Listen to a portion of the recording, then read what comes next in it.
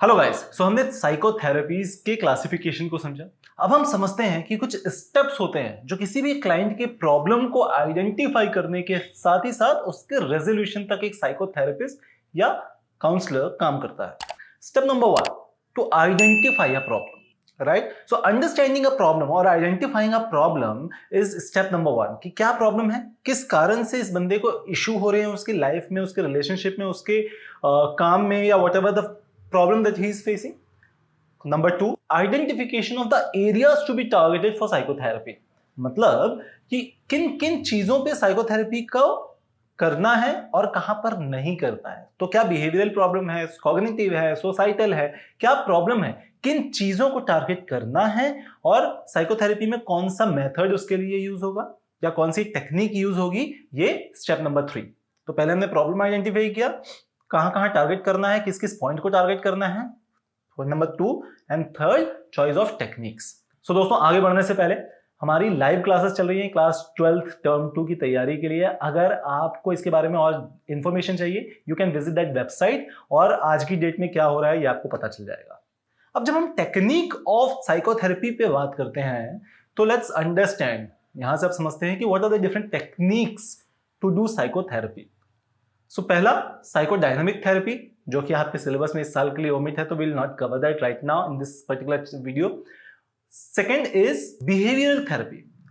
अब जब हम बिहेवियरल थेरेपी की बात करते हैं दोस्तों, बिहेवियर जो हम शुरू से पढ़ते आ रहे हैं कि कोई भी बिहेवियरल प्रॉब्लम कब होती है, जो सीखी हुई होती है, जो उसको दुनिया ने सिखाई होती है, which has been learned by living in the society, that is behavioral problems। अब जब कोई भी चीज आप सीखते हो, लर्न करते हो, तो उसे अनलर्न भी किया जा सकता है, उसे रीलर्न भी किया जा सकता है, ठीक है। सो बिहेवियरल टेक्निक या बिहेवियरल थेरेपी में सबसे इंपॉर्टेंट पॉइंट ये आता है कि there is a behavioural problem जो कि इसने सीखी है through an number of things. आप मूवी से सीख सकते हो, आप अपने सोसाइटी से सीख सकते हो, आप अपनी कॉग्निशन से सीख सकते हो। So what ever the behaviour that you have learned in life, इसको अनलर्न कर और ये प्रॉब्लम क्रिएट कर रही है, ठीक है। एक बिहेवियर जो आपने अपनी लाइफ में अपनी बहुत सारी चीजों से सीखा है, now that is creating a problem in your life. और अब इस प्रॉब्लम का सल्यूशन हम उस चीज को अनलर्न करके दूसरी चीज उसकी जगह पर लर्न करके कर सकते हैं, ठीक है। सो एक फॉल्टी बिहेवियर या फॉल्टी बिहेवियर पैटर्न को हटाकर उसकी जगह पर एक अच्छा बिहेवियर पैटर्न को इंट्रोड्यूस करना या सेट करना, this is known as behavioural therapy. अब जब हम इसको समझते हैं तो हम सबसे पहले मेथड ऑफ ट्रीटमेंट में समझते हैं कि कैसे इसको ट्रीट किया जा सकता है। सो दोस्तों, 3 की वर्ड्स अपने को समझने हैं। पहला, malfunctioning behaviour, antecedent factor और मेंटेनिंग फैक्टर। किसी भी बिहेवियर में ये 3 चीज होती है, malfunction behaviour, antecedent factor और मेंटेनिंग फैक्टर। क्या होता है? कोई भी ऐसा बिहेवियर जो प्रॉब्लम क्रिएट कर रहा है, that is malfunction behaviour. जैसे स्मोकिंग, ठीक है। Smoking is creating a problem in your life, then it is known as malfunctioning behaviour, ठीक है। एंटीसीडेंट फैक्टर, ऐसा कोई भी फैक्टर जो उस मेल फंक्शनिंग बिहेवियर को उजागर करता है, ठीक है। तो जनरली, यार मुझे बहुत टेंशन हो रही है, इस टेंशन के कारण अब इस टेंशन को कैसे मैं रिड्यूस करूंगा, तो मुझे स्मोक करना पड़ेगा। That is antecedent factor. जो टेंशन हो रही थी वो एंटीसीडेंट फैक्टर है और वो इंट्रोड्यूस करता है मेल फंक्शनिंग बिहेवियर को, ठीक है। अगर आपको, फॉर एग्जांपल, अगर आपको भूख लग रही है, सो भूख लगेगी तो आप खाना खाओगे, ठीक है। तो भूख जो लग रही है, दैट इज एंटीसीडेंट फैक्टर जिसके कारण से आप खाना खा रहे हो, तो दैट इज योर बिहेवियर। ये मेल फंक्शन है या नहीं है वो कंप्लीटली डिफरेंट चीज है। अगर कोई मेल फंक्शन बिहेवियर है, उसका जो भी एंटीसीडेंट ऑपरेशन है जिस कारण से वो बिहेवियर हो रहा है, then it is antecedent factor जिस कारण से मेल फंक्शन बिहेवियर हो रहा है या कोई भी बिहेवियर हो रहा है। तीसरा, मेंटेनिंग फैक्टर।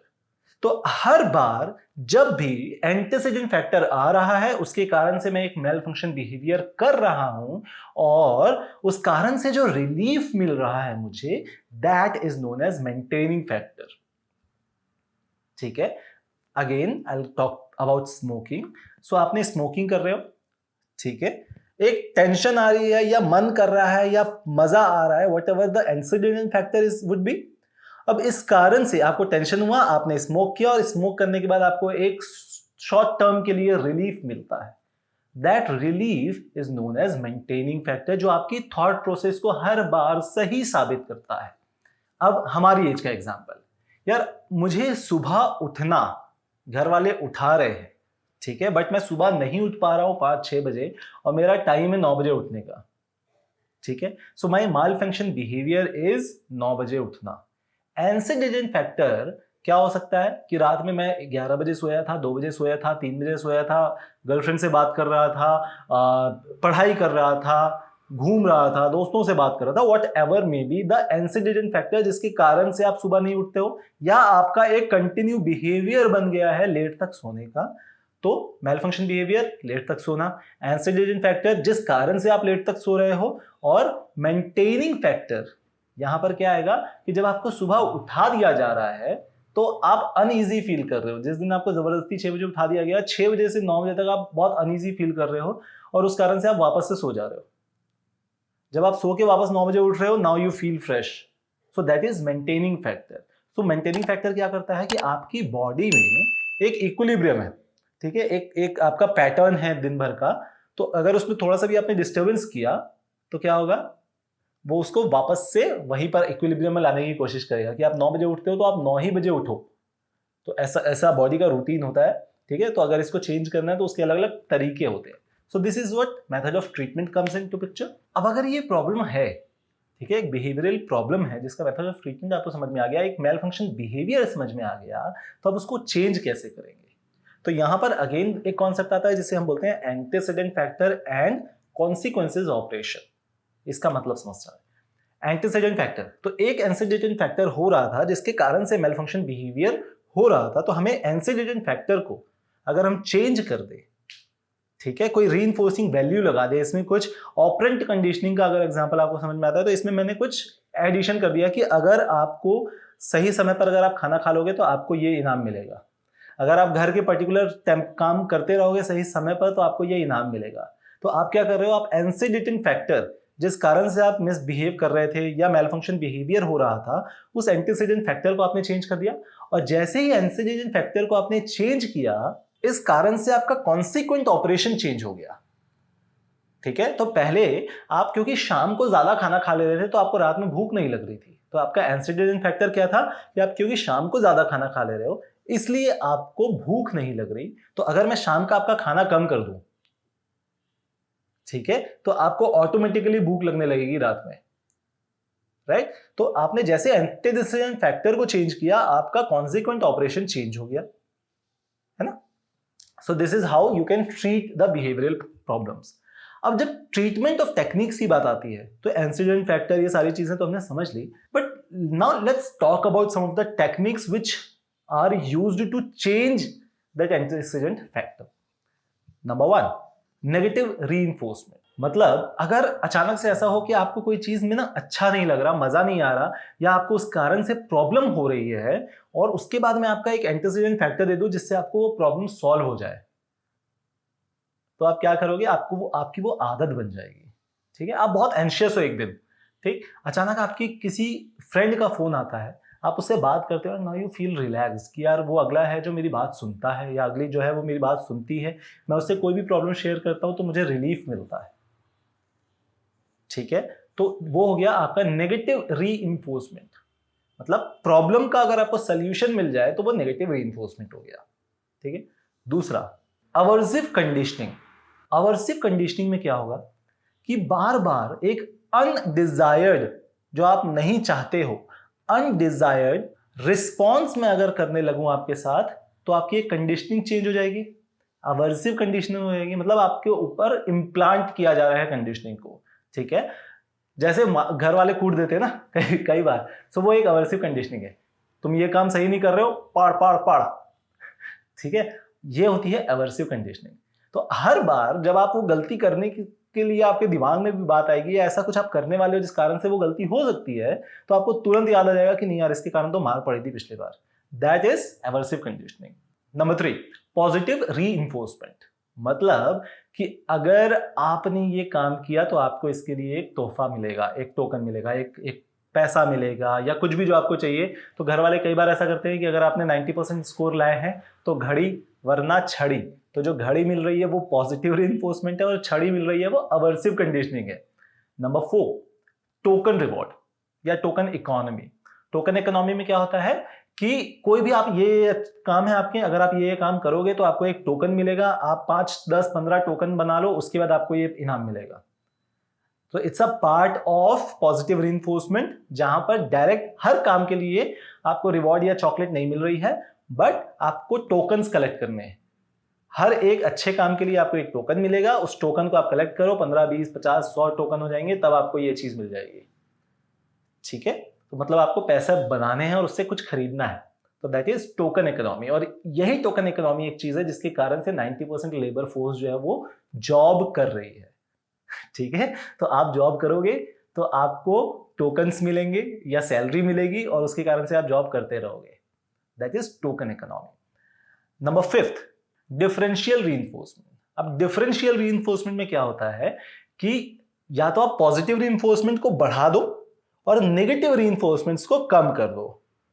ठीक है, तो आपका डिजायर्ड रिस्पॉन्स मिल जाएगा आपको कि यार आप अगर ये काम करोगे तो आपको इनाम मिलेगा, और अगर नहीं करोगे या गलती करोगे तो आपको छड़ी मिलेगी या मार मिलेगी। ठीक है, या आपको प्रॉब्लम क्रिएट होगी। सो नेगेटिव रीइंफोर्समेंट में प्रॉब्लम आ जाती है, तो आपके लिए प्रॉब्लम क्रिएट हो जाएगी। सो पॉजिटिव को बढ़ाना और नेगेटिव को भी बढ़ा देना, दैट इज एक डिफरेंशियल हो गया।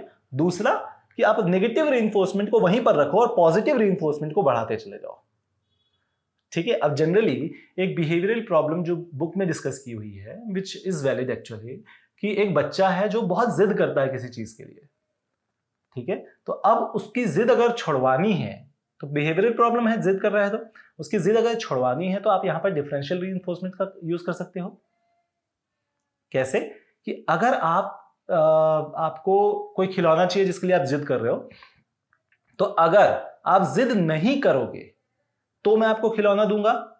मतलब आपने नेगेटिव रीइंफोर्समेंट को अगर आपने रोक दिया, तब आपको पॉजिटिव रीइंफोर्समेंट हुआ, आपको खिलौना मिलेगा। दूसरा कि अगर जब जब आप नेगेटिव रीइंफोर्समेंट करोगे, आप जब जब आप लड़ोगे, चिल्लाओगे, आप प्रॉब्लम क्रिएट करोगे, तब तब आपके पॉजिटिव रीइंफोर्समेंट या मिलने के चांसेस कम हो जाएंगे। ठीक है, तो आप एक तरफ क्या कर रहे हो, आपने उसको इग्नोर कर दिया। जब भी वो नेगेटिव रीइंफोर्समेंट कर रहा है उसको इग्नोर करते गए, पॉजिटिव कर रहा है तो उसको पॉजिटिव करते गए। दैट इज वन पार्ट, जहां पर नेगेटिव को हमने स्टेबल कर दिया और पॉजिटिव को हमने बढ़ा दिया। दूसरा, या तो हमने पॉजिटिव को बढ़ाया और नेगेटिव को भी बढ़ा दिया। मतलब कि अगर आप जिद करोगे तो आपको ये चीजें नहीं मिलेंगी, नेगेटिव रीइंफोर्समेंट। अगर आप जिद नहीं करोगे तो आपको ये चीजें मिलेंगी, पॉजिटिव रीइंफोर्समेंट। ठीक है, अगला सिस्टमैटिक डिसेंसिटाइजेशन। मतलब कि अब किसी की बिहेवियर में है इररेशनल फियर या डर।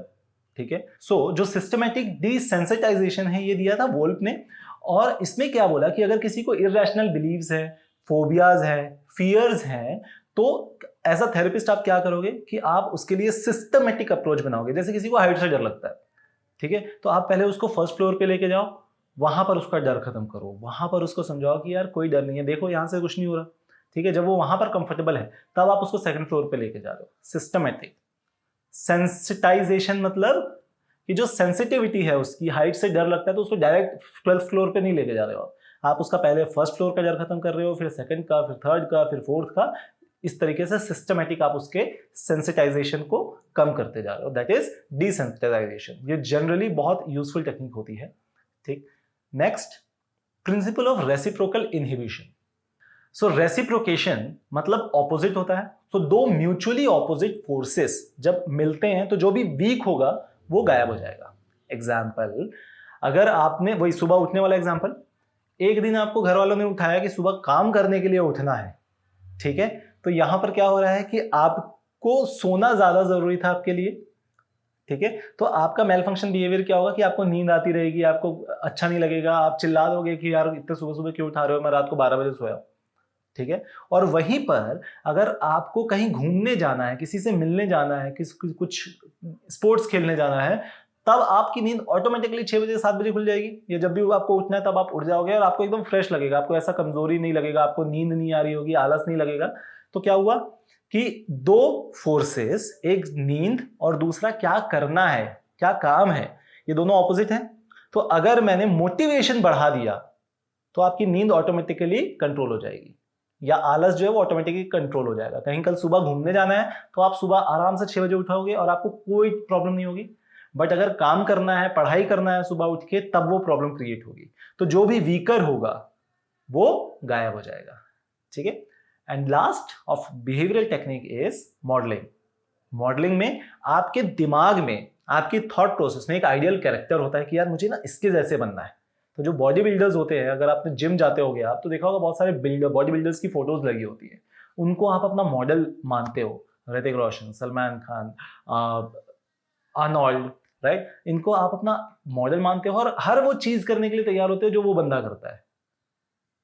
ठीक है। कई लोगों के अपने फादर होते हैं, कई लोगों का एक बड़े भैया होते हैं, जो घर में एक बड़े भैया होते हैं, कोई किसी रिलेटिव के बड़े भैया जो उसने अपनी लाइफ में, करियर में बहुत अच्छा किया हुआ है, वो हमारा मॉडल होता है। और हम सोचते हैं कि यार मुझे भी उसके जैसे बनना है।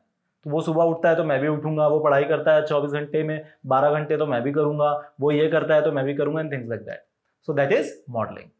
ठीक है। तो किसी एक मॉडल बना लो कि ये मेरा मॉडल है, इसके जैसे मुझे बनना है, and then you can start working on that aspect. ठीक है। So these are the techniques of behavioural therapy. अगर आपको ये वीडियो इंफॉर्मेटिव लगा, पसंद आया, so click on that like button, share with your friends, and if you have not subscribe, you can subscribe it right now. Thank you.